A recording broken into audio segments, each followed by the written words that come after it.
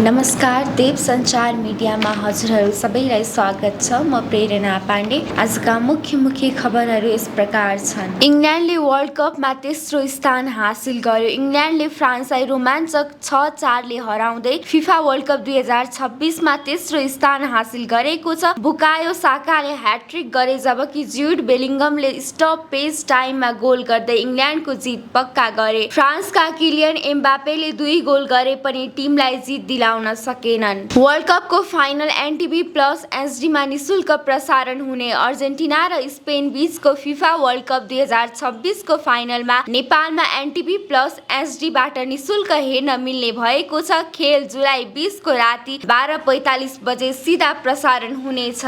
Nepal SSC women's U19 premier कपमा तेस्रो। नेपालले इन्डोनेसियालाई पराजित गर्दै एसएससी वुमेन्स U19 प्रिमियर कपमा तेस्रो स्थान हासिल गरेको छ। सेमी फाइनलमा युएईसँग सुपर ओभरमा हारे पनि नेपालले एसिया कपको लागि योग्यता हासिल गरेको छ। बैंक खाताको नेसनल आइडी नियम सरल बनाइयो। नेपाल राष्ट्रिय बैंकले बैंक खातामा नेसनल आइडेन्टिटी कार्ड अनिवार्य गर्ने नियम सजिलो बनाएको छ। अब नेसनल आइडी नभएका ग्राहकको खाता रोक्न नपाइने र असोज 2083 सम्म विवरण अपडेट गर्न समय दिएको छ। 16 वर्ष मुनि बालबालिकाका लागि यो नियम लागू हुने छैन।